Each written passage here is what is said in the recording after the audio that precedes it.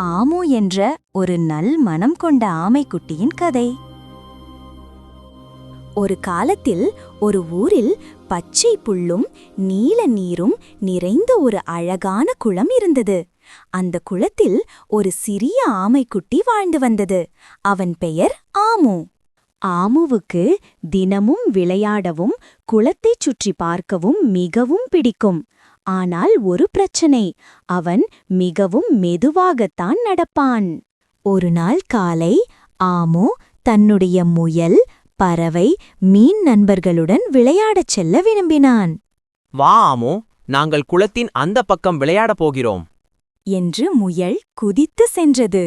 நீ மிகவும் வேகமா போகிறாய், நான் எப்படி வருவேன் என்று சொல்லிவிட்டு ஆமு நடக்கத் தொடங்கினான்.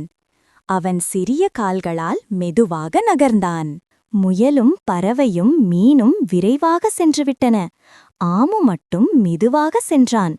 வழியில் ஒரு சிறிய பட்டாம்பூச்சி புல்லில் சிக்கிக் கொண்டிருந்தது. தம்பி, எனக்கு உதவி செய்யுங்கள், எனக்கு உதவி செய்யுங்கள் என்று பட்டாம்பூச்சி அழுதது. ஆமு உடனே தன் சிறிய கால்களால் புல்லை மெதுவாக தள்ளி பட்டாம்பூச்சியை விடுவித்தான். நன்றி ஆமு, நீ ரொம்ப நல்லவன் என்று சொல்லிவிட்டு பட்டாம்பூச்சி பறந்து சென்றது.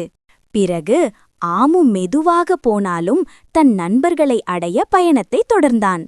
அப்போது ஒரு சிறிய பறவை தன் இறக்கையை அடித்துக்கொண்டு சோகமாக இருந்தது. என்னாச்சு என்று ஆமு கேட்டான். என் கண்ணாடி நீரில் விழுந்துவிட்டது, அதை என்னால் எடுக்க முடியவில்லை என்றது பறவை.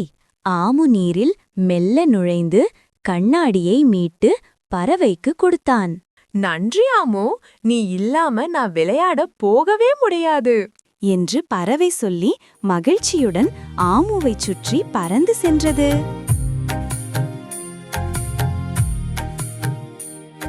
இவ்வாறு ஆமு மெதுவாகச் சென்றாலும் பலருக்கும் உதவி செய்தான்.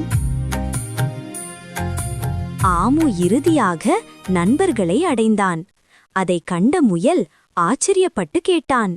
ஆமோ, நீ எப்படி இவ்வளவு மெதுவாக வந்தும் உனக்கு மற்றவர்களுக்கு உதவி செய்ய முடிஞ்சது? ஆமு சிரித்துக்கொண்டு சொன்னான். வேகமாக போவது முக்கியமில்லை, நல்ல மனதுடன் போவது முக்கியம். அந்த நாளிலிருந்து எல்லா நண்பர்களும் ஆமுவை மிகவும் நேசித்தனர். அவர்கள் விளையாடும்போது அவனை எப்போதும் காத்திருந்து சேர்ந்து சென்றார்கள்.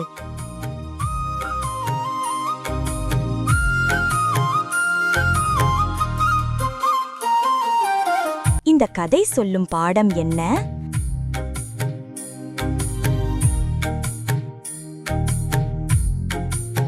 மெதுவாக சென்றாலும் கவலைப்பட வேண்டாம்.